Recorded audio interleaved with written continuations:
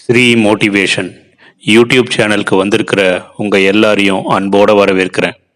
இந்த யூடியூப் சேனலில் சிந்தனையை தூண்டக்கூடிய குட்டி குட்டியான அழகான கதைகளை தான் நம்ம பார்க்க போகிறோம். வாங்க கதைக்குள்ளே போகலாம். இன்னைக்கு நம்ம பார்க்க போகிற குட்டி கதை, நல்லவர் உறவால் புண்ணியமே. விஸ்வாமித்திரரோட ஆசிரமத்திற்கு வசிஷ்டர் வந்திருந்தார். இருவருமே பல விஷயங்களை நிறைய பேசிக்கொண்டே இருந்தாங்க. வசிஷ்டர் விடைபெறும் போது விஸ்வாமித்திரர் அவருக்கு மறக்க முடியாத அன்பளிப்பு ஒன்றை வழங்க விரும்பி, 1000 ஆண்டு தவத்தால் எனக்கு கிடைத்த சக்தியை உங்களுக்கு கொடுக்கிறேன் அப்படின்னு கொடுத்தாரு.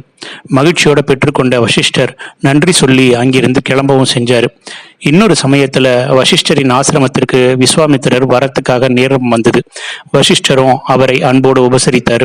புண்ணியம் தரும் ஆன்மீக விஷயங்களை மட்டுமே பேசினார். விடைபெறும் நேரத்துல வசிஷ்டரும் விஸ்வாமித்திரரும் அன்பளிப்பு வழங்க விரும்பினாங்க. இவ்வளவு நேரம் நல்ல விஷயங்களை பேசி கிடைத்த புண்ணிய பலனை உங்களுக்காக அளிக்கிறேன் அப்படின்னு சொன்னார். இதை கேட்ட விஸ்வாமித்திரின் முகம் அப்படியே சுருங்கி போச்சு. நீங்க எனக்கு அளித்த 1000 ஆண்டு தவப்பயன் இந்த அரை நாள் நல்ல விஷயங்கள் பற்றி பேசிய புண்ணியமும் எப்படி சமமாகும் என்று தானே யோசிக்கிறீங்க அப்படின்னு கேட்டார். விஸ்வாமித்திரரும் தலையாட்டினார்.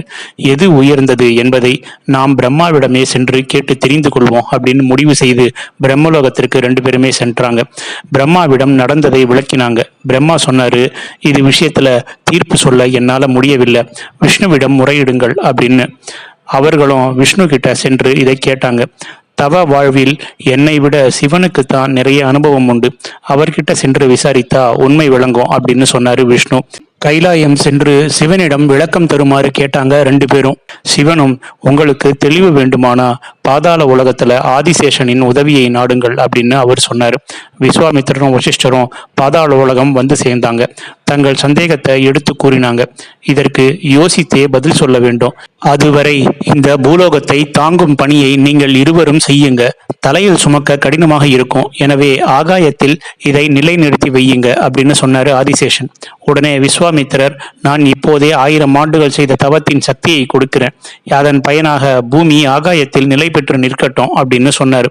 ஆனா பூமியில் எந்த மாற்றமும் உண்டாகவே இல்லை. அது ஆதிசேஷனின் தலையிலேயே நின்று கொண்டே இருந்தது.